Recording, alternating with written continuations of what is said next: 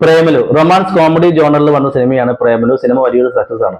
തമിഴിലെ മഞ്ഞുമൽ ബോയ്സ് വലിയ തരംഗം ഉണ്ടാക്കിയപ്പോൾ പ്രേമലു തെലുങ്കിൽ അത്യാവശ്യം ആളുകൾ ഉണ്ടാക്കിയ സിനിമയാണ്.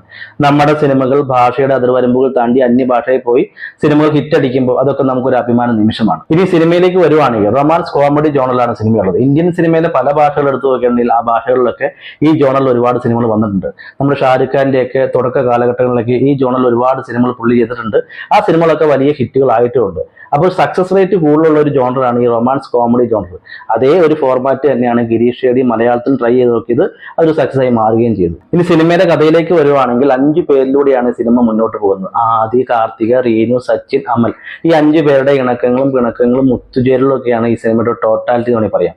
ഈ സിനിമയുടെ കഥാപരിസരം ഹൈദരാബാദാണ്. ഹൈദരാബാദ് ഡയറക്ടറും റൈറ്ററും തെരഞ്ഞെടുത്തത് നല്ല വിഷയമാണ് എനിക്ക് തോന്നിയിട്ടുണ്ട്. കാരണം ഇങ്ങനെ IT സംബന്ധമായിട്ടുള്ള കഥകൾ കൂടുതൽ നമ്മൾ കൊച്ചി, ട്രിവാൻഡ്രം, ബാംഗ്ലൂർ പോലെയുള്ള ഇടങ്ങളിൽ വെച്ചാണ് കൂടുതൽ മലയാള സിനിമ വന്നിട്ടുള്ളത്. അതുകൊണ്ട് തന്നെ ഹൈദരാബാദ് തെരഞ്ഞെടുത്തപ്പോൾ അതിന് ഫ്രഷ്നെസ് ഉണ്ടായിരുന്നു. ഹൈദരാബാദ് തെരഞ്ഞെടുത്തതിൽ ഒരു ഡയറക്ടർ ബ്രില്യൻസ് ഉണ്ടോ എന്ന് സംശയമുണ്ട്. കാരണം സിനിമയുടെ പേര് പ്രേമലു എന്നാണ്, തെലുങ്ക് വേർഡാണ്. പിന്നെ ഹൈദരാബാദിൽ കഥ നടക്കുമ്പോൾ സ്വാഭാവികമായിട്ട് സിനിമ ഡബ് ചെയ്ത് തെലുങ്കിൽ ഇറക്കിയാൽ കുറച്ചുകൂടെ സ്വീകാര്യത കിട്ടുമെന്ന് മുൻകൂട്ടി ചിന്തിച്ചിട്ടാണോ ഹൈദരാബാദും ഈ പേരൊക്കെ ഡയറക്ടർ തെരഞ്ഞെടുത്ത് അറിയത്തില്ല. ഏതായാലും ആ ഡിസിഷൻ നല്ലതാണ്. ഈ സിനിമയിലെ റൈറ്റേഴ്സ് ഈ സിനിമയിൽ ഒരുപാട് ഹ്യൂമർ രംഗങ്ങൾ ആഡ് ചെയ്തിട്ടുണ്ട്.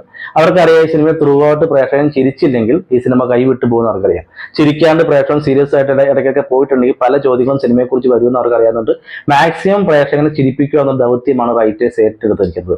അതുകൊണ്ട് തന്നെ ഇതിലെ ഹ്യൂമർ രംഗങ്ങളൊക്കെ ഒരുപാട് ചളികളായിട്ട് എനിക്ക് ഫീൽ ചെയ്തിട്ടുണ്ട്. ഉദാഹരണം പറയുവാണെങ്കിൽ ആ ദേവരാഗത്തിലെ സോങ് ഒക്കെ വെച്ചിട്ടുള്ള ഹ്യൂമർ രംഗങ്ങളൊക്കെ ചളിയായിട്ടാണ് എനിക്ക് തോന്നിയിട്ടുള്ളത്. അങ്ങനെ ഒരുപാട് ചളി കോമഡികൾ സിനിമയിലുണ്ട്. ഇപ്പോഴത്തെ കാലത്ത് ന്യൂജൻ സിനിമകൾ വന്നതിന് ശേഷം അച്ഛൻ, അമ്മ, സഹോദരങ്ങൾക്കൊന്നും സിനിമയിൽ വലിയ പ്രാധാന്യം ഇല്ലാന്ന് പരക്കെ ഒരു ആക്ഷേപമുണ്ട്. അപ്പൊ അതിനുകൊണ്ടാണെന്ന് അറിയത്തില്ല ഈ സിനിമയിൽ പേരിന് പേരൻസിന് വെച്ചിട്ടുണ്ട്. നായികയുടെ പേരൻസിനെ പേരിന് കാണിക്കുന്നുണ്ട്. പക്ഷെ അവർക്കൊരു സ്വത്വമില്ല. അവരെന്താണ് ഏതാണ് ഒന്നും തന്നെ അറിയാത്ത രീതിയിൽ ജസ്റ്റ് ഒന്ന് വന്നു പോകുന്നതാണ് കാണിച്ചിട്ടുള്ളൂ. ഈ സിനിമയുടെ ഡയറക്ടറും റൈറ്ററും ഈ സിനിമയുടെ കഥ എഴുതുന്ന സമയത്ത് മുൻകൂട്ടി ഒരു ഏജ് കാറ്റഗറി പ്ലാൻ ചെയ്ത് വെച്ചിട്ടുണ്ടാവാൻ സാധ്യതയുണ്ട്. ഒരു 25 വയസ്സിന് താഴെയുള്ള കുട്ടികൾക്കാണ് ഈ സിനിമ. കാരണം അവർക്ക് മനസ്സിലാവുന്ന അവരുടെ വികാരങ്ങൾ, അവരുടെ ഇഷ്ടങ്ങൾ, ഇഷ്ടക്കേടുകളൊക്കെയാണ് ഈ സിനിമയിൽ കൂടുതൽ കാണിക്കുന്നത്. അവർ സംസാരിക്കുന്ന അല്ല അവർക്കിടയിലുള്ള ഹ്യൂമറാണ് ഈ സിനിമയിലുള്ളത്. അതുകൊണ്ട് അവർക്ക് അത് വർക്കാവത്തുള്ളൂ. അതുകൊണ്ട് അവരെയാണ് നമ്മൾ ടാർഗറ്റ് ചെയ്യണേ.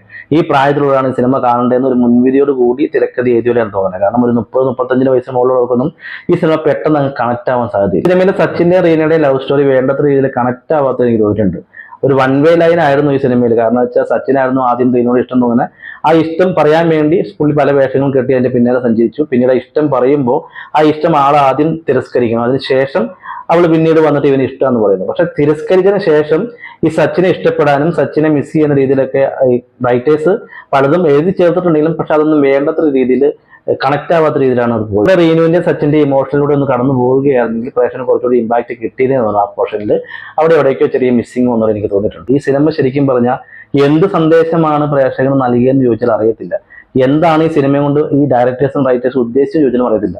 പ്രേക്ഷകനെ ചിരിപ്പിക്കുക, ചിരിച്ചവർ ഇറങ്ങിപ്പോവുക, അത്ര ഉദ്ദേശം ഉള്ളെങ്കിൽ ഓക്കെ, അവർ സക്സസ് ആണ്.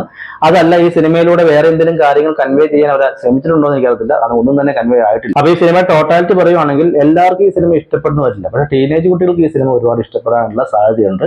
കാരണം അവർക്ക് ഇഷ്ടപ്പെടാനുള്ള ഒരുപാട് ഘടകങ്ങൾ ഈ സിനിമയിലുണ്ട്. അപ്പൊ എല്ലാവർക്കും ഇഷ്ടപ്പെടാനുള്ള ഘടകങ്ങൾ ഈ സിനിമയിലില്ല. ഇനി ഈ സിനിമ ഒരു വലിയ വിജയമായി മാറിയതുകൊണ്ട് നടത്തില്ല. ഈ സിനിമയുടെ സെക്കൻഡ് പാർട്ടൊക്കെ ഇവർ അനൗൺസ് ചെയ്തിട്ടുണ്ട്. അത് കുറച്ച് ഓവർ കോൺഫിഡൻസ് അല്ലേന്ന് എനിക്ക് തോന്നി. ഫസ്റ്റ് പാർട്ട് എങ്ങനെയൊക്കെയോ അങ്ങ് വിജയിച്ചു പോയി. അത് ഗംഭീരമായ സിനിമയൊന്നും അല്ല, പക്ഷെ സമയം നല്ലതായിട്ട് സിനിമ വിജയിച്ചു പോയാലും എനിക്ക് തോന്നി സിനിമ കണ്ടത്. അപ്പോൾ സെക്കൻഡ് പാർട്ടൊക്കെ അനൗൺസ് ചെയ്യാന്ന് പറയുമ്പോൾ അത് കുറച്ച് ഓവർ കോൺഫിഡൻസ് ആയിട്ട് തോന്നി.